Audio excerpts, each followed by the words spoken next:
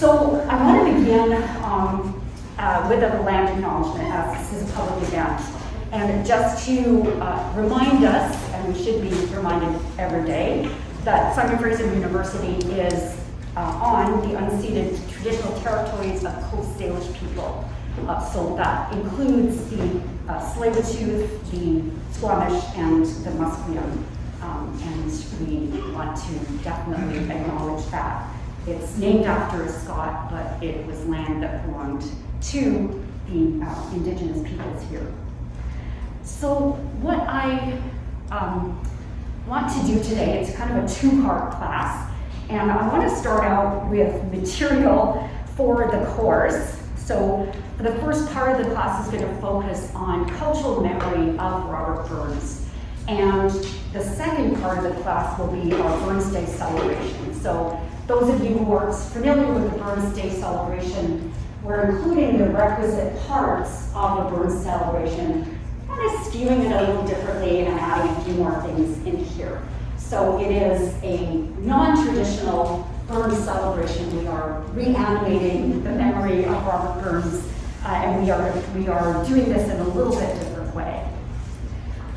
For those of you who are members of English 213, I also want to say I am going to be referring to the critical articles that we have read up to this point. So I will be referencing Astrid Earle's literature, film, and the mediality of cultural memory, as well as Anne Rigney, the dynamics of cultural remembrance, text between monumentality and morphing. So those of you who are joining us from the general public, if you have questions about those texts, please don't hesitate to ask one of the students here, because they know those articles really well and can explain them to you eloquently at this point. So I will be drawing on these as we go forward. Here he is, Robert Burns, as a site of memory. So I'm going to begin by using the lenses that Astrid Earle has given us in literature, film, and the mediality of cultural memory. And in that article, Earle asks why certain figures, texts, films are remembered in cultural memory and others aren't. And it's a great question. Why do certain texts stick in cultural memory? Why, in this case, do certain figures stick in cultural memory? And she suggests that in order to tackle this problem, we need to break it down into three component parts. We need to look at the intrinsic text work itself. Are there components of that text which lend themselves to being remembered for whatever reasons? Second, we need to think about those texts in relationship to other texts. So how they might piggyback on what's already been done in the case of pre-mediating, or alternatively, how they are remediated, how they are appearing in other forms after the initial appearance of the text. So those are the two: intromediality within the work, intermediality, relationship with other works. And the third thing that she points to is we need to consider how the mediation of this work actually fits into a larger playing field, wider issues, issues that might influence how there was uptake of this particular work. So that's outside of the work itself, what's going on in the society, economics, politics, et cetera, et cetera. Now, in order to talk about Burns today in the cultural memory, then I'm going to be employing Earle's schema here. But instead of applying it to a text, I'm going to apply it to a person, to a figure, to a cultural figure, Robert Burns. So I'm going to be looking at an intra-mediality. What is it about Burns in the time period in which he lived and worked? What was it about him that was intrinsically sticky in terms of cultural memory? What was it that stood out about him and that primed him to be a text of cultural memory, a figure of cultural memory. I'll be looking at Burns's relationship to earlier poets, earlier writers, how he piggybacked on what they were doing, and also how he was remediated, so how he was reproduced in different ways and in significantly different ways after he was active, so after his death. For the plurimedia aspect, I'll also be looking at the context of the networks in which Burns became so celebrated. And this is key here. So just to remind you, Earl said that the intramediality and the intermediality are create a kind of potential for memory, but it's the plurimedia. It's how the text, or in this case the figure of Burns, fits into a whole package of extra textual, extra medial experiences that really determines how he becomes a figure, a site of cultural memory. And in this case, I'm going to be drilling down a little bit into the history of Burns Day, which is a weird phenomenon, but a really interesting one. Okay, so that is kind of the schema for the class for 213 for students who are part of that class. I'm going to begin then by looking at what is it about Burns himself as a figure in the 18th century that primed him to be a figure of cultural memory. So what is it about him intrinsically, so intramediality? Now we've already looked at how his work was particularly appealing because of specific aspects. And we talked last week about, in particular, the simplicity of his language and of his thinking. His poetry appealed to an artlessness, a desire for artlessness after an 18th century of classical, very highly extravagant and at times complicated poetry. Burns is pretty easy to understand, so we can see he is appealing to that kind of simplicity and supposed artlessness. We also talked about the appeal of his work because he captures a flavor of a Scotland that is like a wild place, that is more natural, that is definitely connected to the natural world at a time of the increasing industrialization in Great Britain. So the appeal to corn rigs and rushes and fields where farmers plow was seen as something that countered the growing industrialization in the rest of Great Britain. We also talked about the appeal of his work because he performs a kind of interculturality. So he gives us aspects of his work that are English, aspects that are Scottish. He mingles them together. He mingles the written with the oral, and he also mingles elite and laboring class elements. So he puts them all together in a package. And I'm going to suggest that these same qualities that make his work so appealing at the time also were the same elements that made him appealing as a cultural figure. Hi, welcome.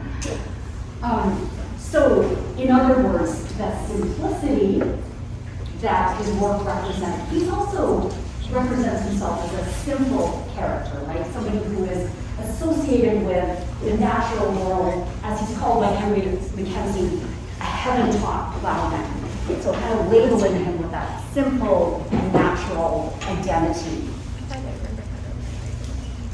He performs a kind of Scottishness as well. So he represents Scottishness at this time when Scotland was an appealing, almost exotic place, honestly, for the rest of Great Britain in the 18th century.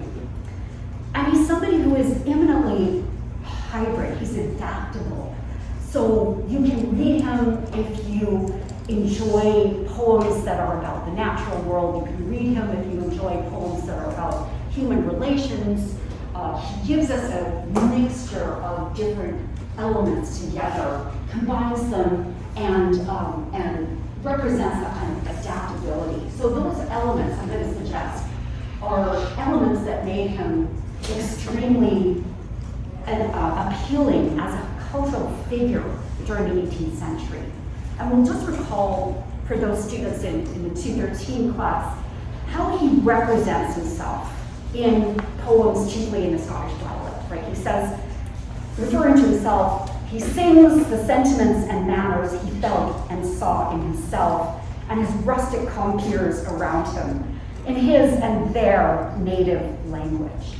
So he's taking on that mantle of being the Scottish bard, talking about those who are in his community, those who speak Scots, and notice he's also suggesting there, he sings the sentiments. So there's an element of plurality that he is representing himself as providing to our readership in Britain in the 18th century. And I'll just say that Burns himself encouraged this identification of his self with his poems and songs. It's something that garnered him more readers. He became appealing as the heaven-taught plowman, and he took on that role himself. So he performed that in order to make himself more marketable, more appealing, to make himself someone who was a figure to be reckoned with in the 18th century. But I also want to emphasize he's not just somebody who's performing. The performance is extremely canny, extremely deliberate, not just performing oneself, but if we look at his poetry, he represents himself as having multiple narrative persona. So he is the farmer in To a Mouse. He is the person sitting in church in To a Mouse. He is the lover in the fields in Ricks of Barley. And as we saw in To a Mouse and To a Louse, he also really positions himself in a different way as a narrative voice. So he's constantly moving. He's avoiding being pigeonholed in a particular way. At the same time, capitalizing on the fact that this particular flavor that he takes on, the Scottish ploughman, is also one that is extremely appealing to our readership. So just to kind of wrap that up, what made him a potential site of cultural memory? What was it about him? Takeaway here, he's appealing at this particular time in Great Britain and the literary and cultural world. His character is extremely adaptable and fluid. We would call it, perhaps today, relatable by many different readers. Okay, that's the intermediality. Let's move on to look and consider some aspects of the intermediality. So how Burns fits in with the players and other writers of the time. We think of that as pre-mediation and how he's subsequently represented and remediated in literary culture. So I'll just say, this is again Burns' uniqueness. He wasn't the first to write in Scots. He himself identified two fellow writers, two fellow poets. He sort of says he's standing on their shoulders in the preface to the poems, chiefly in the Scottish dialect, and that's Alan Ramsay and Robert Ferguson, who he's referring to there. Burns also wasn't the first laboring class poet. There were, in the 18th century, a number of other poets who were from the laboring class. And just to name two of them, Stephen Duck, Mary Collier. So together, these figures set a template for Burns to follow and to build on. So that was important, right? He's not the first. He might have vanished from thin air into thin air if he hadn't had some kind of shoulders to stand on. the premediation that was important for people to take him and to see him as a viable poet. What was unique, however, about Burns is that he's the first to represent himself as a laboring class Scottish poet, close to the natural environment at this particular moment in time, the early romantic movement. So more of an interest in the natural world. Burns fit this role extremely well. He caught the wave of romantic sentiment, and he was somebody who allowed a focus on the natural world and allowed a focus on simplicity. So really important then what we see in him here as being the right person at the right time, standing on the backs of others, but also fulfilling it and taking on a unique role and a unique niche. Now, that's kind of where he was standing on. How about how he was represented in terms of this intermediality? And this is where things become very interesting. So again, just to flag here, Burns during his lifetime was able to navigate how he was represented. He was able to control his persona. He was able to control how people understood and consumed him to a certain extent. After his death, however, he wasn't around to set the record straight. And what we see immediately after his death and then subsequently in the 19th century is a really interesting way in which his works serve to fix him in cultural memory as somebody who was a flawed human being. And he becomes a poet who is seen as just someone who reflects what's around him instead of exercising his poetic skills. So it's almost like he's a camera taking pictures of things instead of somebody who's a skilled poet and using his skills in order to interact with the world. I'm just going to give you a few examples of this. These kinds of constructions of Burns after his death are so interesting, but they're so legion. They're all over the place. But here, let's just look at a couple of them. His obituary, for example, is a prime kind of example of this. And this was written by George Thompson, so just after Burns's death. George Thompson claimed that Burns's extraordinary endowments were accompanied with frailties which rendered them useless to himself and his family. Ooh, interesting. He's got extraordinary accomplishments, but they're not accessible. He can't use them. There's a kind of way that Thompson is setting Burns up here to be a failure, an inadequate figure. It's amplified by another of Burns's writer about Burns, and this is Robert Heron in a memoir of the life of the late Robert Burns. He suggested that almost every drunken fellow who was willing to spend his money lavishly in the alehouse could really easily command the company of Burns. Ooh, it's getting not extremely good for Burns here. This is a pretty devastating comment on him. The pièce de résistance, however, was by a critic called James Curry, and he wrote and put together a collection of Burns's work.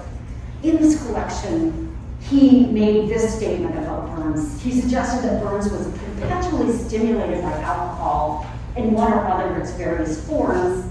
In his moments of thought, he reflected with the deepest regret on his fatal progress, clearly foreseeing the goal towards which he was hastening without the strength of mind necessary to stop or even to slacken the course. His temper became more irritable and gloomy. He fled from himself into society, often of the lowest kind, but let us refrain from the mention of errors over which delicacy and humanity draw the veil. Wow. Okay, so Curry here suggesting that Burns is an alcoholic, essentially. And let me just say, Curry did not know Burns. Curry never met Burns. Curry is working upon his own understanding of Burns's character, but he is putting the nails in the coffin in terms of how Burns is perceived, because this particular work was reprinted again and again and again, reprinted in the US as well. Excerpts of it were taken, and it became the truth about Burns for significant amounts of time in the 19th century. So we can see, and I'll just set this out by saying, Burns is perceived very differently than other poets at the time. People didn't talk about Wordsworth's flaws when they talked about his poetry. For Burns, however, there is this intrinsic connection between his character and his work. And we can just see that as well as significant, because it seems to be a reflection of his class, as a laborers class poet. So there's it becomes easier to read him in those terms because of predispositions against people who are in class. Burns then becomes seen through the lens of his character and is judged as somebody who is not a poet, but just reflecting the world around him. Okay, so hold that thought, we'll come back to that, because that also becomes a saving grace for Burns. Interesting. Despite, or I'm going to also emphasize, because he's seen as this flawed individual, suddenly he becomes more relatable in this way. So there is an uptake of Burns. Burns goes viral in the early 19th century. We can say his reputation just skyrockets. And we can think of him as sort of a celebrity figure, similar to other figures that are interesting because they have really interesting biographies. And Burns and Elvis Presley have some similarities, which we can talk about later if there's an interest in that. So, in terms of the intermediality then, we can see Burns picks up on aspects of writers that are there before.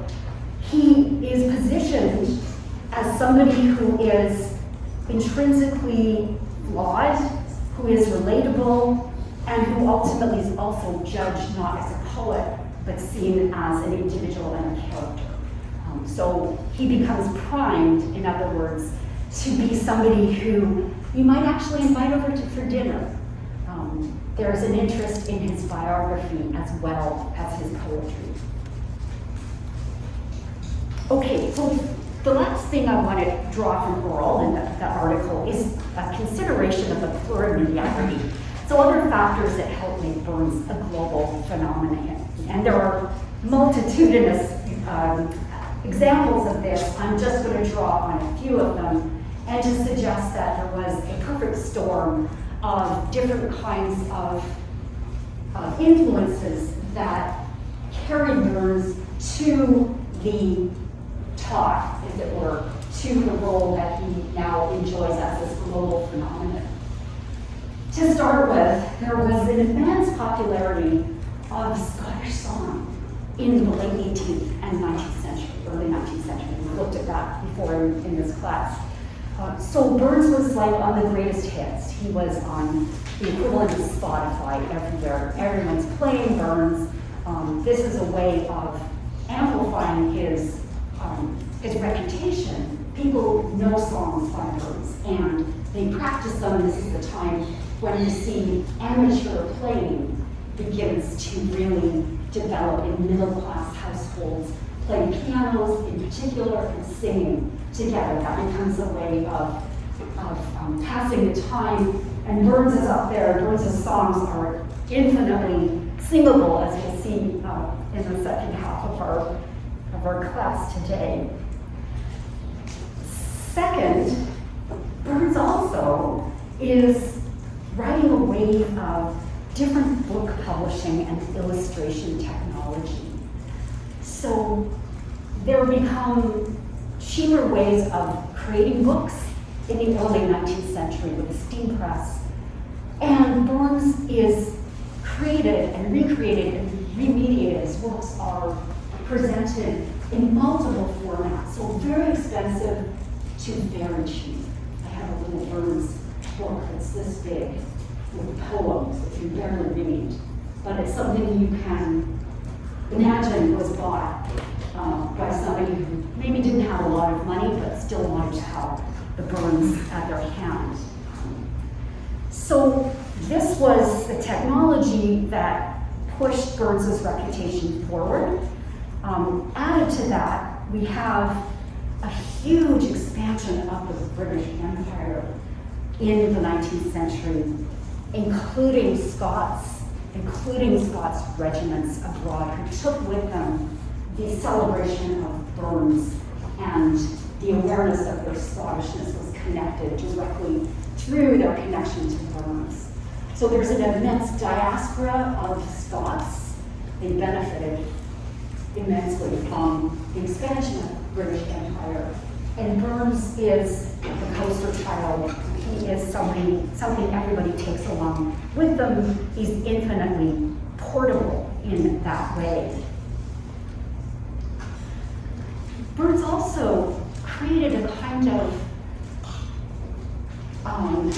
ability for people to create poetry using non-standard English. It was a bit of a trendsetter there. His popularity was immense. So in the various nations that he was taken to and situations he was taken to, there are people who decide that they can write in their particular non-standard version of English. Alexander McLaughlin here was known as the Burns of Canada. There started to be in Canada as well Burns contests where people practiced Scots, writing in Scots. And this became a way of amplifying Burns's reputation abroad. So Burns's poetry and Burns's setting this template also became part of his immense popularity.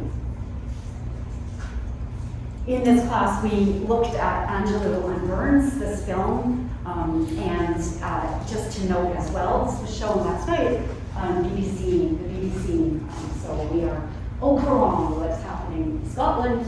Maya Angelou famously credited Burns with giving her a sense of being able to write in the vernacular, her own voice, and she went over to Scotland in order to take part in the Burns Day festivity there and to celebrate what she considered was an important influence on her. So Burns's reputation is continuing to this day too. So finally, I wanted to talk a little bit about what is a unique Burns phenomenon, and that is the networks of annual celebrations of Burns. There is, to my knowledge, no other poet that is celebrated annually. If you know of one, please let me know, because that would be really interesting. But to my knowledge, we don't celebrate Wordsworth or Mary Wollstonecraft or anybody else, but we do celebrate Burns. So why is that? Well, these networks of annual Burns Day started early, 1801, so 5 years after Burns' death. Friends of his, who were Masons, Freemasons, gathered together to remember the poet. They gathered in July, not in January. Friends gathered together. They shared, apparently, sheep's head and haggis, and they set a precedent for how the Burns Day celebration would go forward from that point. There were some other Burns suppers that took place in the early 1800s. And then in 1845, there was a massive Burns celebration in Ayr, his place of birth in Ayrshire.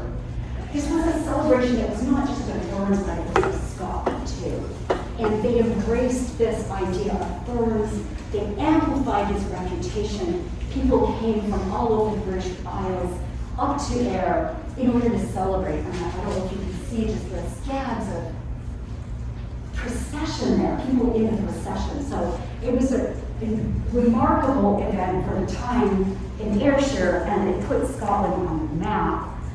So this connection that Burns has with Scotland began to be more amplified at that point. A few years after that, there was a global Burns celebration, and this is one that happened in 1859, so it's the centenary. Here is a list of celebrations that happened around the world.